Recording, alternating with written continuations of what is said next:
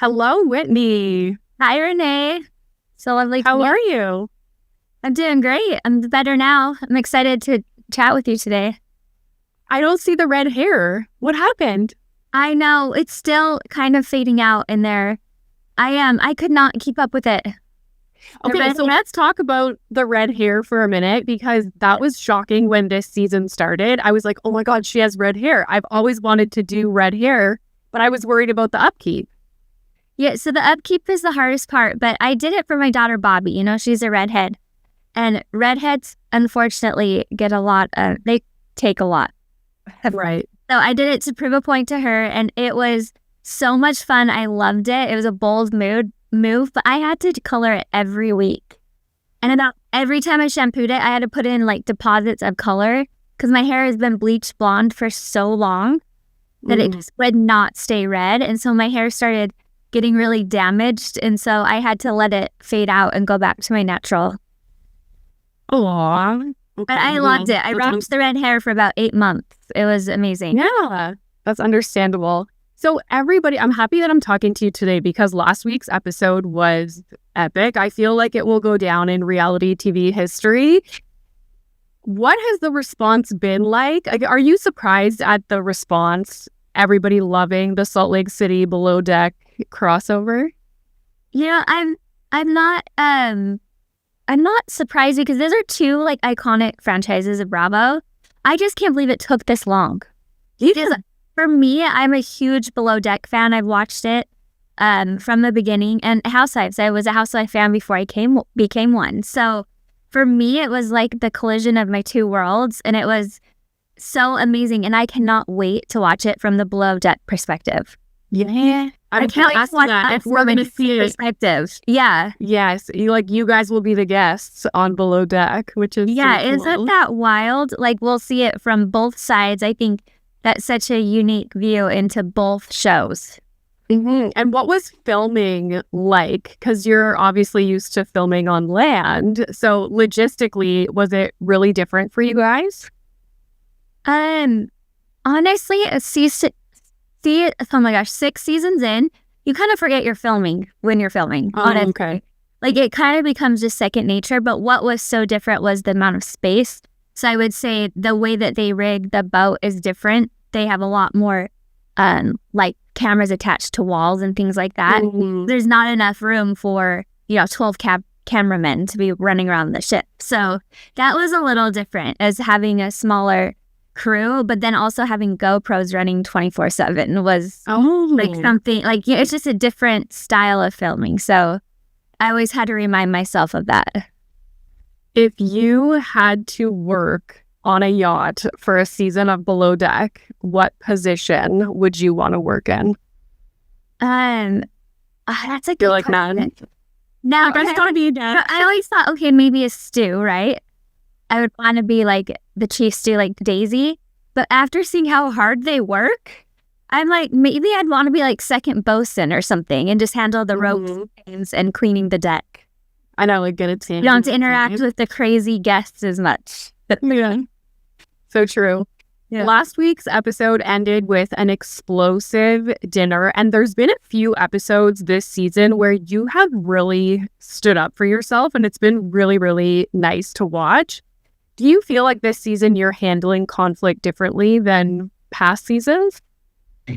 Yes. Thank you for noticing that. I've been way more conscious of not getting in the mud. Like I stand up for myself without having to sling mud back at people or go below the belt. I just stay consistent in my my steadfast voice of reason for myself.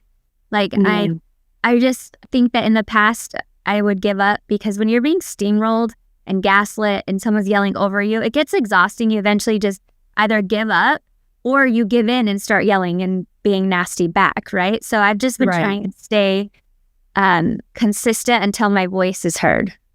And I'm just not backing down.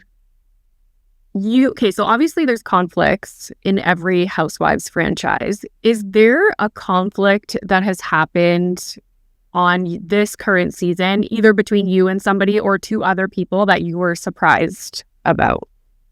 Yes. Yeah, there's conflict between two people.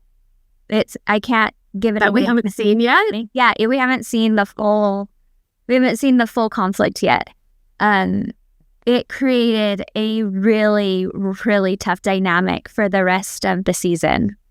Oh, interesting. Yeah, it's really okay. Well, now I'm not excited. I would say it's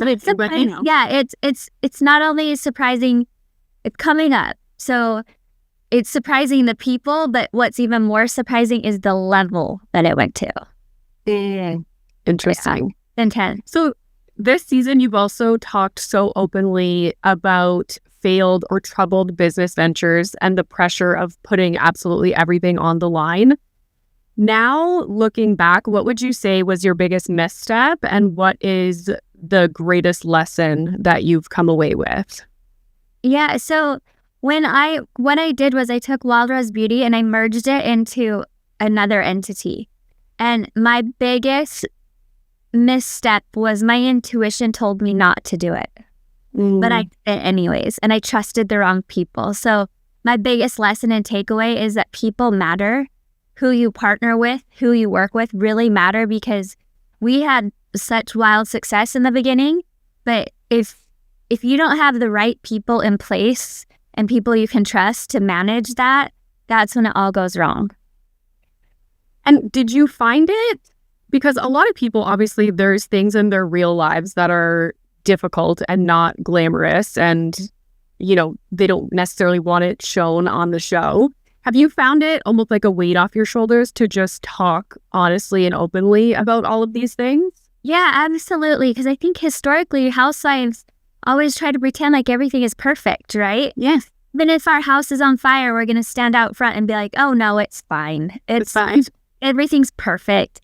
So for me, I just wanted to be real and honest. And it did take a huge weight and burden off. And trust me, I still beat myself up. There's still nights that I wake up thinking, oh my gosh, like, I wish I could take back that time or the money or whatever, right? But at the end of the day, it taught me to be even more honest and more vulnerable, because reality TV, that's when it works, is when people are honest and not trying to pretend like everything is perfect, because no one's life is perfect. In fact, typically, the more money you have, the more problems you have, right? I think there's a song about that.